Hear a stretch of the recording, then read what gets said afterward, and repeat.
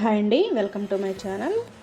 ఈరోజు వీడియోలో హోటల్ స్టైల్లో పూరీ కర్రీని ఎలా ప్రిపేర్ చేసుకోవాలో చూద్దామండి.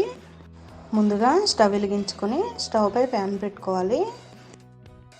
అందులో 1.5 టేబుల్ స్పూన్ ఆయిల్ని వేసుకోవాలి. ఆయిల్ వేడెక్కాక 1 స్పూన్ తాలింపు గింజలను వేసుకోవాలి. తాలింపు గింజలు వేగాక ఒక ఆనియన్ని తీసుకొని ఇలా సన్నగా పొడుగ్గా ముక్కలు కట్ చేసుకొని వేసుకోవాలి. పచ్చిమిర్చి ముక్కలు కూడా వేసుకోవాలి. కట్ చేసుకున్న క్యారెట్ ముక్కలను వేసుకోవాలి. ఒక పావు స్పూన్ పసుపు, రుచికి సరిపడా సాల్ట్ని వేసుకోవాలి. మొత్తాన్ని ఈ విధంగా ఒకసారి కలుపుకోవాలి.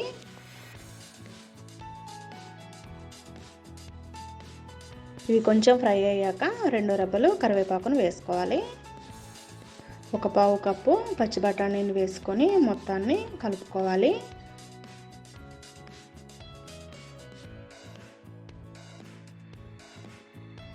ఈ విధంగా కలుపుకున్నాక మూత పెట్టుకొని ఒక 5 నిమిషాలు ఉడికించుకోవాలి.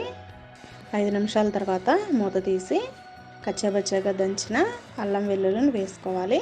వేసుకొని ఒక 2 నిమిషాలు పచ్చివాసన పోయే వరకు ఫ్రై చేసుకోవాలి.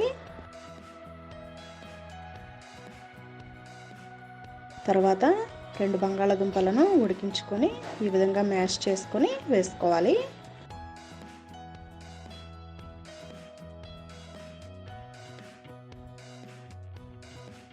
ఇది మొత్తం కలిసే వరకు మిక్స్ చేసుకోవాలి.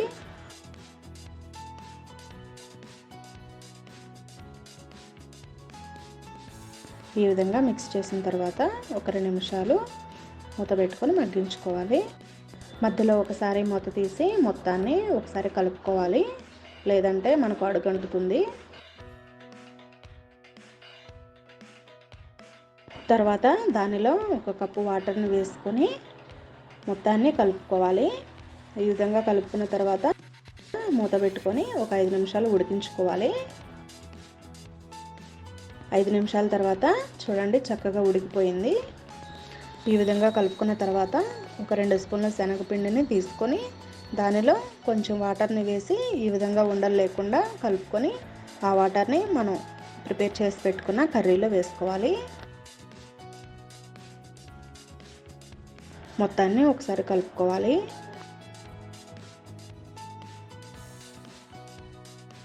మనకి గ్రేవీ అనేది చిక్కబడే వరకు సిమ్లో ఉడికించుకోవాలి. ఈ విధంగా ఉడికిన తర్వాత సాల్ట్ సరిపోయిందో లేదో చూసుకొని సరిపోకపోతే సాల్ట్ని వేసుకోవాలి. తర్వాత కర్రీ అనేది ఈ విధంగా ఉడికిన తర్వాత చివరగా కొత్తిమీరను వేసుకొని కలుపుకోవాలి.